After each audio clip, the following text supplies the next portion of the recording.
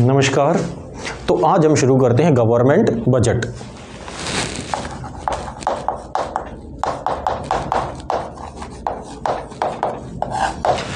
तो class 12th economics में government budget 6 number के अंदर आता है।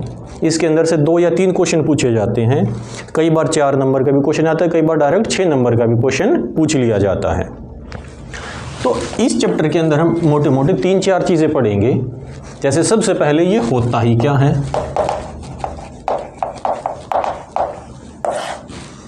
दूसरी चीज़ ऑब्जेक्टिव, इसको बनाया क्यों जाता है, तीसरी चीज़ इसके अंदर क्या क्या इंक्लूड किया जाता है। तो इन 3 पार्ट में इस चैप्टर को क्या किया जाएगा, पूरा किया जाएगा। तो सबसे पहले समझते हैं गवर्नमेंट बजट होता क्या है। तो बजट का मतलब होता है किसी फ्यूचर में होने वाले इवेंट के लिए हम अपने एक्सपेंस और इनकम का क्या रखें, डिटेल बनाना कि आने वाले टाइम पीरियड में कितना खर्चा हो सकता है और कितनी इनकम हो सकती है। अब क्योंकि ये गवर्नमेंट का बजट है, गवर्नमेंट का बजट 3 लेवल पर बनता है, डिस्ट्रिक्ट लेवल पर, स्टेट लेवल पर और सेंट्रल लेवल पर। तो हम ये दोनों लेवल नहीं, सिर्फ सेंट्रल लेवल का बजट पढ़ेंगे। तो सेंट्रल गवर्नमेंट को बोला जाता है यूनियन, तो इसलिए इस बजट को बोला जाता है यूनियन बजट। ठीक, क्योंकि सेंट्रल गवर्नमेंट का बजट है तो इसका नाम बनता है यूनियन बजट। यूनियन बजट ये 1 साल के लिए बनाया जाता है, जिसको बोला जाता है फाइनेंशियल ईयर। फाइनेंशियल ईयर हमारा 1 अप्रैल से 31 मार्च तक का होता है। तो सरकार बताएगी कि आने वाले 1 साल में हम कितना पैसा खर्च करेंगे और वो पैसा जो भी खर्च किया जाएगा वो सरकार कहाँ से लेकर आएगी। ये बजट 1 फरवरी को पार्लियामेंट में हमारे फाइनेंस मिनिस्टर प्रेजेंट करते हैं और बताते हैं कि इस आने वाले साल में हम कितना खर्चा या क्या कुछ करेंगे। अब क्योंकि ये आने वाले साल के लिए होता है तो ये सारी डिटेल हमारी इसमें क्या होती हैं, एस्टिमेटेड होती हैं, एक्चुअल फिगर नहीं होती। इसमें सिर्फ अंदाज़ा लगाया जाता है या कोशिश की जाती है कि इतना खर्चा या इतनी इनकम या इतने रेवेन्यू जनरेट किया जाए। इसके अंदर सरकार 3 रिपोर्ट प्रेजेंट करती है। बेसिकली कितनी रिपोर्ट प्रेजेंट करती है, 3। सबसे पहली तो यही हो गई कि जिसमें करंट ईयर यानी कि जो भी अब आने वाला साल है 1 अप्रैल से 31 मार्च, इसमें सरकार कितना पैसा खर्च करेगी और ये खर्च किया गया पैसा आएगा कहां से। एक्सपेंडिचर का मतलब है पैसा खर्च करना या देना, तो एक्सपेंडिचर का मतलब हम यहां पर लगाएंगे पैसे के जाने से कि पैसा इतना चला जाएगा, और रिसीट का मतलब पैसे के आने से।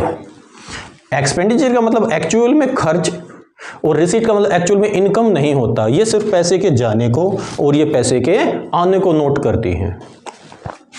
दूसरी रिपोर्ट आती है इसके अंदर कि करंट ईयर में जो ये खर्चा किया जा रहा है, इसके खर्चा करने से हमें क्या फ़ायदा मिलेगा। सरकार इन चीज़ों पर इतना पैसा क्यों खर्च कर रही है, डिफेंस पर कर रही है, हेल्थ सेक्टर पर, एजुकेशन पर या किसी भी और सेक्टर पर जो पैसा खर्च कर रही है, तो क्यों किया जा रहा है, उसका क्या फ़ायदा मिलेगा।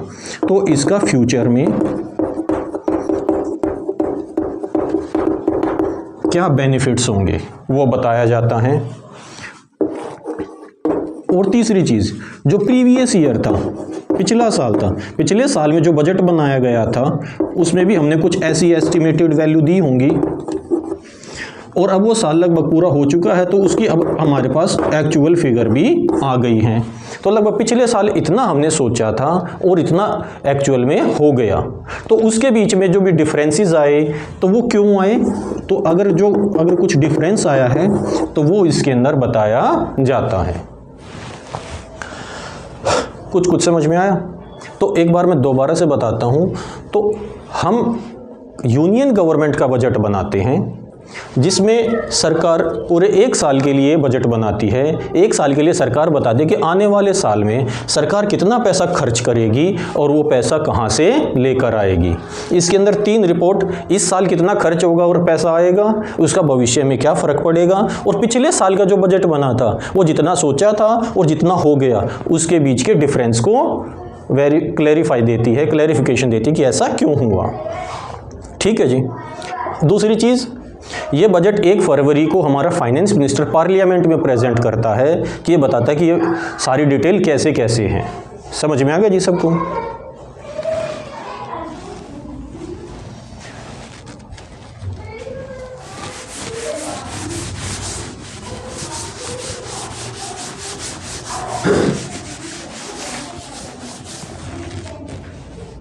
अब दूसरी चीज, ऑब्जेक्टिव बनाते क्यों हैं इसको। ये तो बता दिया कि बजट में क्या क्या चीज दी जाती हैं, कैसे दी जाती हैं। अब बनाया क्यों जाता है? बजट ना बनाए तो क्या होगा? तो देखिए, गवर्नमेंट को चूज किया जाता है जनता की भलाई के लिए।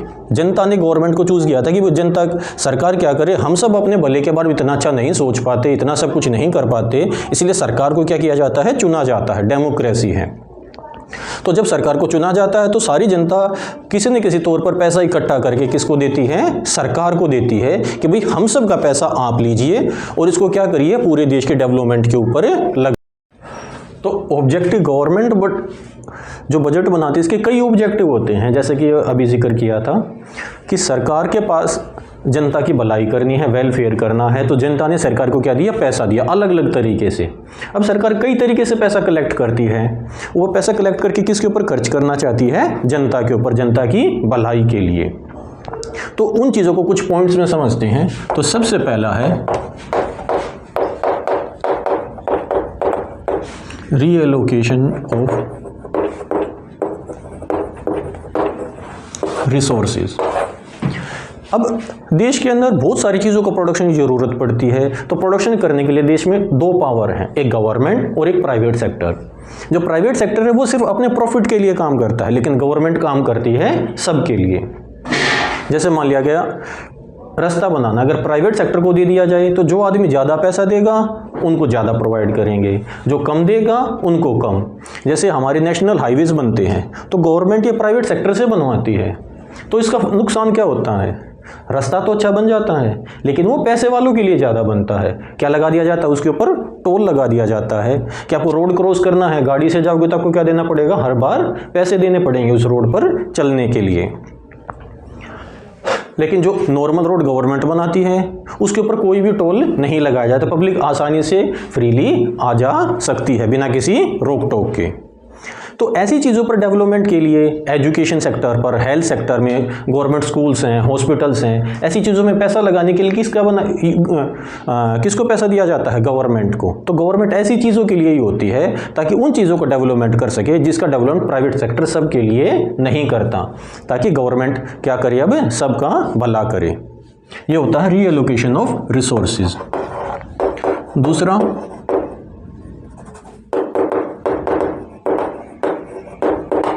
redistribution of income and wealth। अब इसमें सरकार कोशिश करती है कि अमीर और गरीब, रिच और पुअर के बीच के गैप को क्या किया जाए, कम किया जाए। ऐसा ना हो कि देश में जो अमीर है वो अमीर ज़्यादा होता चला जाए और जो गरीब है वो गरीब ही होता चला जाए। तो दोनों को बैलेंस करने की कोशिश करती है, इक्वेलिटी लेके आने की कोशिश करती है कि देश में ये गैप बहुत ज़्यादा ना बढ़े। इसके लिए सरकार रिच के ऊपर, अमीरों के ऊपर थोड़ा सा टैक्स ज़्यादा लगाती है, ज़्यादा इनकम होने पर टैक्स ज़्यादा लेती है और कम इनकम होने पर कम टैक्स लेती है। और जो पुअर होते हैं, जो एक सर्टेन लिमिट से क्या रह जाते हैं, नीचे रह जाते हैं, उनको टैक्स नहीं देने के लिए कहा जाता है या उनको टैक्स फ्री कर दिया जाता है। पुअर को सब्सिडी दी जाती हैं, ओल्ड एज पेंशन या कई तरीके की और बेनिफिट स्कीम, स्कॉलरशिप्स, बच्चों को ये चीज़ें दी जाती हैं जिससे क्या हो, अमीर और गरीब के बीच का अंतर कम किया जा सके।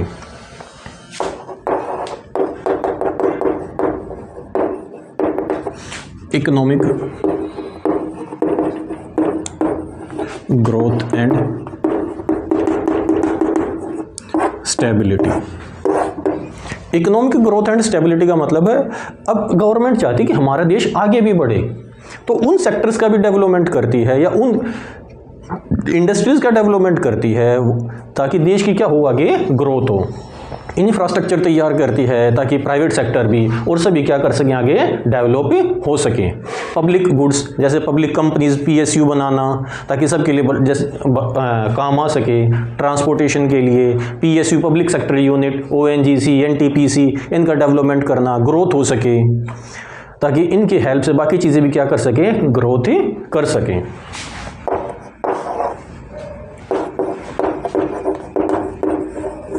रीजनल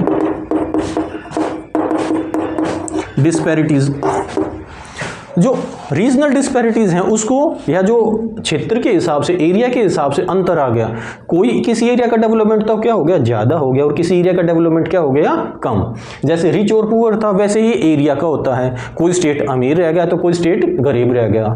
तो गवर्नमेंट क्या करती है, जिन स्टेट में ज़्यादा रेवेन्यू जनरेट होता है, ज़्यादा इनकम आती है, उनसे लेकर पुअर स्टेट को क्या करती है, पैसा दे देती है। ठीक है, जैसे स्पेशल पैकेजेस बोला जाता है कि स्पेशल उस स्टेट को क्या दिया जाए, पैसा ज़्यादा दिया जाए, उन एरियाज़ के डेवलपमेंट के ऊपर पैसा खर्च क्या किया जाए, ज़्यादा किया जाए। SEZs बनाकर भी किया जाता है, पर्टिकुलर एरिया को छूट ज़्यादा दे दी जाती है।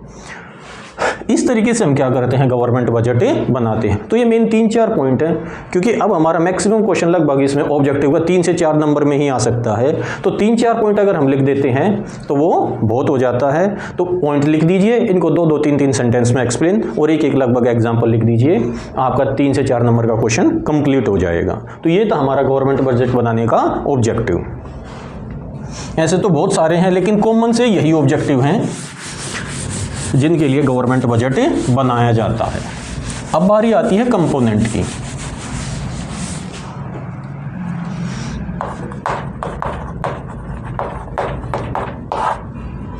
तो गवर्नमेंट बजट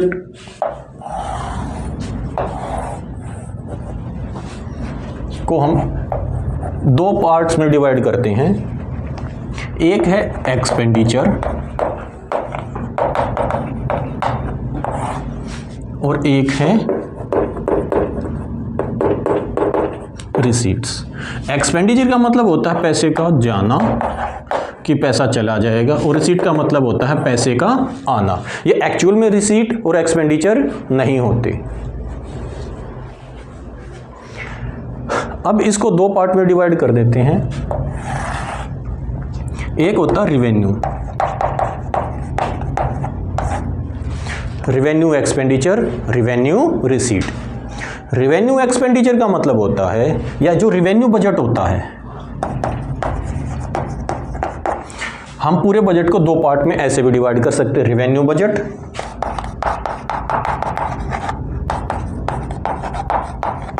और कैपिटल बजट। रिवेन्यू बजट होता है जो सरकार डायरेक्टली पब्लिक से रिलेट करती है, पब्लिक को या तो फैसिलिटी देती है या पब्लिक से चीज़ें कलेक्ट करती है। इसमें सरकार पब्लिक को, एक्सपेंडिचर है तो सरकार पब्लिक के ऊपर सिर्फ क्या करेगी, पैसा खर्च करेगी। और रिवेन्यू रिसीट है तो सरकार जनता से सिर्फ क्या लेगी, पैसा लेगी। जनता को पैसा देना या जनता के ऊपर पैसा खर्च करना, जनता से पैसा लेना। तो जब रिवेन्यू बजट के अंदर एक्सपेंडिचर, तो सरकार पैसे कैसे खर्च करती है, उनको सैलरी प्रोवाइड करती है, स्कॉलरशिप देती है, सब्सिडीज पर पैसा खर्च किया जाता है, ओल्ड एज पेंशन दी जाती है, और ऐसे पब्लिक के ऊपर जो भी खर्च किया जाता है, ये सारा का सारा क्या होता है, पब्लिक वेलफेयर के लिए होता है, जनता की भलाई के लिए किया जाता है। रिवेन्यू बजट वन साइडेड होता है। क्या होता है, वन साइडेड, यानी कि या तो सरकार पैसा दे रही है या ले रही है। तो सरकार जब इनसे दे रही है तो डायरेक्टली इनसे बदले में कुछ भी नहीं ले रही, या सरकार के पास ऐसी कोई प्रोडक्ट नहीं आ रहा, चीज़ें नहीं आ रही, गुड्स नहीं आ रहे कि सरकार ने सैलरी दी तो बदले में ये सामान ले लिया, फिजिकल चीज़ कोई भी नहीं ली। ओल्ड एज पेंशन दी तो बदले में कुछ ले लिया। ये सिर्फ जनता के ऊपर किया जाने वाला खर्चा है। रिसीट, अब सरकार पैसा सिर्फ जनता से लेगी, उसके बदले में डायरेक्टली सरकार जनता को कुछ भी नहीं देगी। इसको दो कैटेगरी में डिवाइड कर देते हैं, एक टैक्स और एक नॉन टैक्स। टैक्स जनता के ऊपर लगाया जाता है, जनता इसको पब्लिक वेलफेयर के लिए ही देती है कि जनता की क्या किया जा सके, सेवा की जा सके इस माध्यम से। तो इसलिए सरकार को जनता क्या देती है, टैक्स देती है। टैक्स को दो पार्ट में डिवाइड कर दिया जाता है, डायरेक्ट टैक्स और इनडायरेक्ट टैक्स। डायरेक्ट टैक्स वो होता है जो जिसके ऊपर लगाया जाता है वही गवर्नमेंट के पास जमा करता है। इनडायरेक्ट टैक्स वो होता है जिसके ऊपर लगाया जाता है वो गवर्नमेंट को जमा नहीं करता, गवर्नमेंट को नहीं देता, वो किसी दूसरे मीडिएटर के थ्रू क्या होता है, उसके पास ही जमा होता है। जैसे डायरेक्ट टैक्स में आ गया हमारा इनकम टैक्स, वेल्थ टैक्स। ये टैक्स कैसे होते हैं हमारे, डायरेक्ट, जिसके ऊपर लगाया जाता है वही गवर्नमेंट को जमा कराता है। जबकि इनडायरेक्ट टैक्स में आ गया हमारा जैसे जीएसटी, सेल्स टैक्स। ये क्या होता है, ये हम प्रोडक्ट्स के ऊपर लगाया जाता है। ये किसके ऊपर लगाया जाता है, प्रोडक्ट्स, चीज़ों के ऊपर, सर्विसेज के ऊपर, जिससे हम कंपनी को पे करते हैं या प्रोड्यूसर को पे करते हैं और वो गवर्नमेंट के पास इसको क्या करता है, डिपॉजिट करता है। अब हमने यहाँ पर ऑब्जेक्टिव में पढ़ा था कि सरकार चाहती है कि जनता के बीच में क्या हो, इक्वलिटी बनी रहे, अमीर और गरीब के बीच का अंतर दूर हो। इसलिए सरकार जो टैक्स लगाती है वो प्रोग्रेसिव टाइप का लगाती है। किस टाइप का लगाती है, प्रोग्रेसिव, कि ज़्यादा इनकम होने पर ज़्यादा टैक्स की रेट, कम इनकम होने पर कम टैक्स। एक दूसरे तरीके से रिग्रेसिव होता है, लेकिन सरकार रिग्रेसिव नहीं, प्रोग्रेसिव चूज करती है। जैसे एग्जाम्पल के लिए, अगर एक आदमी 5 लाख रुपए तक की इनकम है तो उसके ऊपर 10% टैक्स, 10 लाख तक की है तो 20%, 20 लाख तक है 30%। ये हो गया प्रोग्रेसिव। इनकम बढ़ती चली गई तो परसेंटेज क्या होती चली गई, बढ़ती चली गई। रिग्रेसिव होता है इसका अपोजिट, कम इनकम है, 5 लाख तक की इनकम है, 30% टैक्स देना पड़ेगा, 10 लाख तक की इनकम है 20% देना पड़ेगा, 25 लाख तक इनकम होगी 5% देना पड़ेगा, इससे ऊपर होगी आपको कोई टैक्स नहीं देना। तो ये जो डेवलप्ड कंट्री हो चुकी हैं उन कंट्रीज में लगता है रिग्रेसिव टैक्स, लेकिन हम जैसे डेवलपिंग कंट्री हैं या बैकवर्ड कंट्री हैं उनमें लगता है प्रोग्रेसिव टैक्स। तो हमारी कंट्री में प्रोग्रेसिव टैक्स सिस्टम लगता है। ये तो हो गई टैक्स से होने वाली कमाई। नॉन टैक्स में आता है जो सरकार पब्लिक से सिर्फ लेती है। जैसे कि हमने सरकार से कोई काम कराया, सरकार ने उससे हमसे कोई फीस ले ली, हमने कोई क्राइम किया उसके बदले में हमसे कुछ फाइन ले लिया, किसी प्रॉपर्टी का अगर कोई भी वारिस नहीं बचा, लीगल हायर नहीं बचा, तो वो प्रॉपर्टी किसकी हो जाएगी, सरकार की। सरकार की उससे भी इनकम आती है।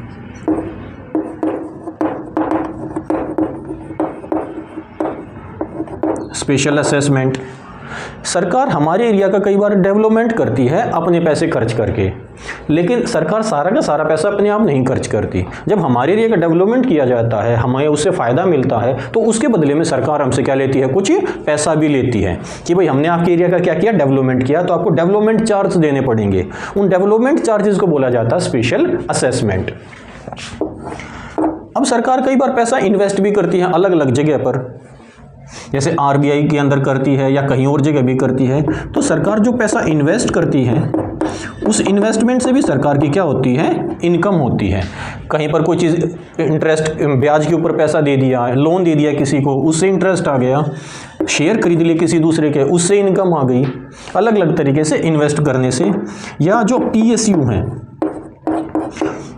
पब्लिक सेक्टर यूनिट है, जो सरकार की कंपनियां हैं, उनसे भी सरकार को क्या आता है, प्रॉफिट आता है, डिविडेंड आता है। वो डिविडेंड भी या इनकम भी क्या की जाती है, इसके अंदर शामिल की जाती है। ये होती है नॉन टैक्स इनकम। समझ में आ रहा है जी सबको? तो ये थे मोटे मोटे रेवेन्यू बजट। सरकार सिर्फ पैसा दे रही थी, यहाँ पर सरकार सिर्फ पैसा ले रही है, बदले में कुछ भी ना लेना ना देना, इसलिए इसको बोलते हैं वन साइडेड। ये था रेवेन्यू बजट, पैसा खर्च करना, पैसा आना। अब आता है हमारा कैपिटल बजट।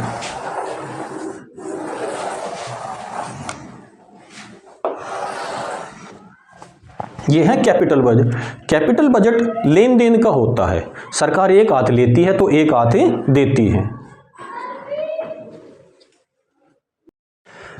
तो कैपिटल बजट सीधा सीधा जनता की भलाई के लिए नहीं होता, ये होता है सरकार के लेन देन का, ट्रेड करने का।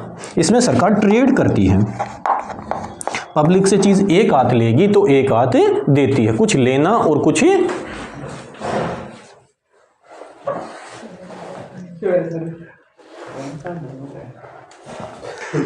कैपिटल बजट में सबसे पहले आता है एक्सपेंडिचर।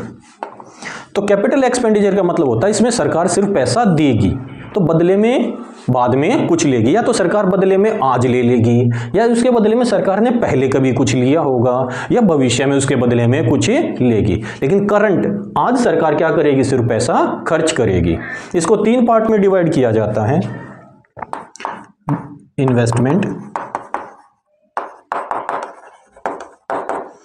आज सरकार पैसा खर्च कर रही है, यानी कि आज सरकार ने क्या कर लिया, कोई प्रॉपर्टी खरीद ली। जब प्रॉपर्टी सरकार खरीदेगी तो इससे सरकार की एसेट्स इंक्रीज होती हैं। क्या वो इंक्रीज होती है, एसेट्स। सरकार की प्रॉपर्टी बढ़ती है इन्वेस्टमेंट करने से। दूसरा,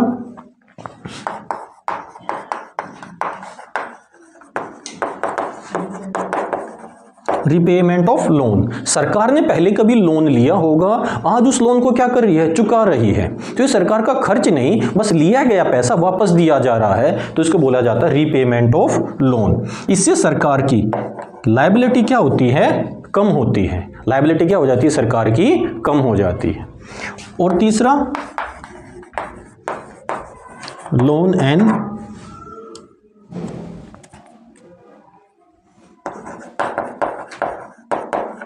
एडवांसेस। अब सरकार किसी को लोन दे रही है, जब सरकार किसी को लोन देगी तो सरकार की क्या बन जाएगी, एसेट बन जाएगी, डेटर हो जाएंगे, तो इससे सरकार की एसेट्स इंक्रीज हो जाएगी। यानी कि कैपिटल बजट वो हो गया जिससे सरकार की एसेट्स और लायबिलिटीज पर क्या होता है, फर्क पड़ता है। इससे सरकार की एसेट और लायबिलिटी में चेंज आता है। रेवेन्यू बजट से एसेट और लायबिलिटी में कोई भी चेंज नहीं आता। अब है कैपिटल रिसीट। इसमें सरकार ने सिर्फ पैसा दिया, बदले में रिटर्न कभी ना कभी लेगी, या तो पहले ले लिया होगा, या आज ही लेगी, या फ्यूचर में। इसी तरीके से कैपिटल रिसीट, आज सरकार पैसा सिर्फ ले रही है तो इसके बदले में सरकार देगी जरूर, या तो पहले दिया होगा, या आज देगी, आज दे रही है, या आगे कभी देगी। जैसे इन्वेस्टमेंट, आज सरकार इन्वेस्ट कर रही है तो इसका उल्टा हो जाएगा डिसइन्वेस्टमेंट। सरकार ने प्रॉपर्टी खरीदी थी, प्रॉपर्टी क्या कर दी, अपनी चीजें बेच दी।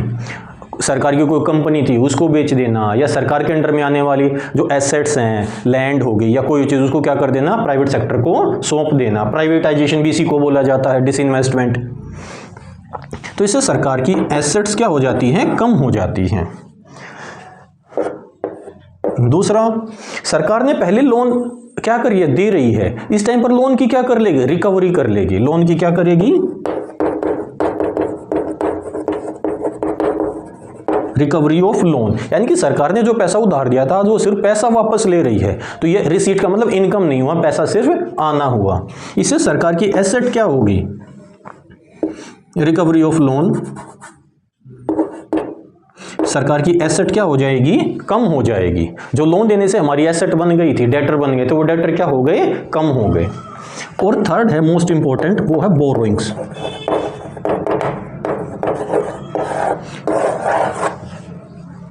अब सरकार, ध्यान से देखिए, ये सबसे इंपॉर्टेंट पार्ट है इस बजट का। सरकार ने यहां पर जनता की भलाई के लिए पैसा खर्च किया, जनता से ये चीजें ली, लेकिन ये फिक्स हैं। ये सरकार जितना चाहे उतना नहीं ले सकती। जरूरी नहीं है कि सभी टैक्स दे। कुछ आदमी टैक्स देते हैं, जिनकी इनकम ज्यादा हुई तो टैक्स मिला, नहीं हुई तो नहीं मिला। सबसे फीस नहीं ली जा सकती। जनता काम कराएगी तो कुछ फीस ले लेगी उसके बदले में, फाइन सब के ऊपर नहीं लगता। ये फिक्स नहीं होते कि इतना पैसा आएगा ही आएगा। तो जो रेवेन्यू बजट है वो पूरा जितना भी वेलफेयर पर पैसा खर्च होता, सारा का सारा यहां से कवर नहीं कर पाती गवर्नमेंट। इसलिए उसको कैपिटल रिसीट का क्या लेना पड़ता है, सहारा लेना पड़ता है, क्योंकि ये चीजें तो बदले की हैं। इनमें लगभग जितना पैसा आ रहा है वो आज नहीं तो कल वापस आना जाना होगा। लेकिन ये जो अगर यहां पर ज्यादा पैसा खर्च हो जाता है, यहां पर ज्यादा पैसा क्या हो जाए, खर्च हो जाए, तो इसके लिए सरकार को क्या लेना पड़ता है, पैसा उधार लेना पड़ता है। उसको बोला जाता है बोरोइंग्स। ठीक है जी। इसमें सरकार की क्या बढ़ती है, लायबिलिटी बढ़ती है।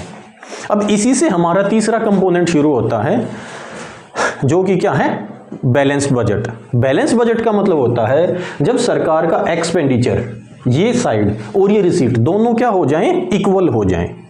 तो गवर्नमेंट जब बजट प्रेजेंट करते तो उस टाइम पर हमारा बजट क्या होता है, इक्वल ही होता है। मान लीजिए सरकार का एक्सपेंडिचर था, सरकार ने पैसा खर्च किया 100 और रिसीप्ट थी 80। अब सरकार के पास अगर 80 रुपये हो तो सरकार 100 रुपये कैसे खर्च कर सकती है, तो सरकार को 20 रुपये क्या करने पड़ेंगे, उधार लेने पड़ेंगे। तो सरकार की जो बोरोइंग्स हैं वो कितनी हो जाएंगी, 20। तो टोटल मिलाकर रिसीट भी फिर से कितनी हो गई, 100। इसको बोला जाता है बैलेंस, कि सरकार एक्सपेंडिचर और रिसीट दोनों को क्या कर देती है, बराबर कर देती है। जो रिसीट इक्वल होती है वो बोरोइंग से इक्वल हो जाती हैं। लेकिन अगर बैलेंस नहीं होता तो बैलेंस के दो पार्ट हो गए, एक सरप्लस और एक डेफिसिट।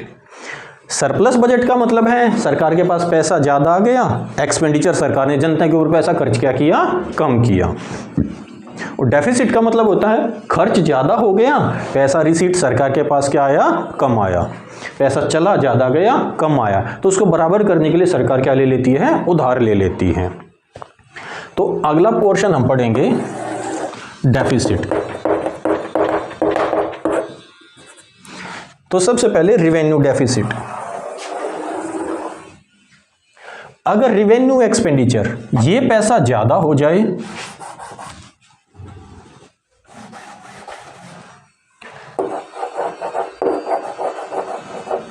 एक्सपेंडिचर ज्यादा हो जाए और गवर्नमेंट की रिवेन्यू रिसीट क्या हो जाए, कम हो जाए, तो इसको बोला जाता है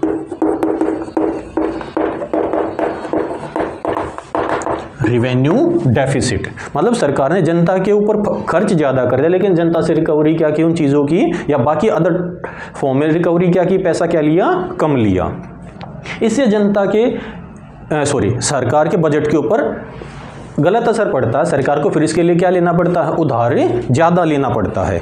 और अगर ये एक्सपेंडिचर कम रह जाए, ये ज्यादा हो जाए, इसका मतलब सरकार जनता के ऊपर पैसा खर्च क्या कर रही है, कम कर रही है। जनता से टैक्सेस वगैरह तो वसूल ज्यादा कर रही है लेकिन उनके ऊपर पैसा क्या लगा रही है, कम। लेकिन जनरली ऐसा होता नहीं, सरकार का हमेशा एक्सपेंडिचर ज्यादा और रिसीट क्या रहती है, कम ही रहती है। इसको बोला जाता है रिवेन्यू डेफिसिट। और अभी थोड़ी देर पहले जो बोरोइंग्स के बारे में बताया कि एक्सपेंडिचर ज्यादा हो जाए और ये बाकी की रिसिप्ट इससे ऊपर तक की, यहां तक कि ये जो रिसीट, अगर इतनी रिसीट और ये एक्सपेंडिचर, ये इतना इस एक्सपेंडिचर का ज्यादा और ये रिसीट का इतना हिस्सा कम रह जाए, उसको बोला जाता है फिस्कल डेफिसिट। यानी कि सरकार 100 रुपये खर्च कर दे और लेकिन सरकार के पास यहां तक का पैसा कितना हो जाए, 80 रुपये, तो सरकार को 20 रुपये क्या लेने पड़ेंगे, उधार लेने पड़ेंगे। उसको बोला जाता है बोरोइंग, या उसको बोला जाता है फिस्कल डेफिसिट। उसको बोला जाता है फिस्कल डेफिसिट। जितनी भी हमारी ये बोरोइंग्स होती हैं इसको फिस्कल डेफिसिट बोला जाता है। यानी कि सरकार ने अपने पूरे खर्चों को कवर करने के लिए क्या लिया, उधार लिया, उस उधार को बोला जाता है फिस्कल डेफिसिट। ये होता है हमारा फिस्कल डेफिसिट। ठीक है जी। अब एक टाइप का डेफिसिट और होता है, उसको बोलते हैं प्राइमरी डेफिसिट।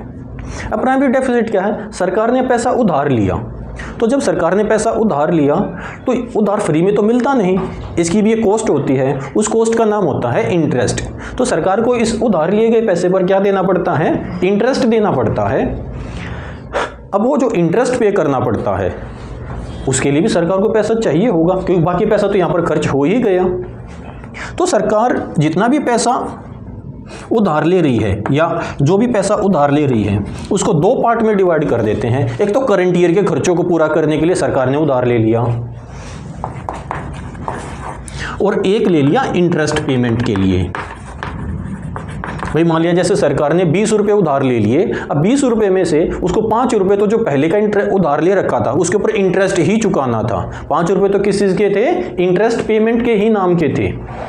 तो इस साल के नाम का कितना उधार लिया सरकार ने, 15 रुपये, और 5 रुपये किस चीज़ के हो गए, इंटरेस्ट पेमेंट के। इस 15 रुपये को ही बोला जाता है प्राइमरी डेफिसिट। ये मेन उधार है जो इस साल के लिए ली गई है। ठीक है जी। एक छोटे से एग्जाम्पल से समझते हैं इसको।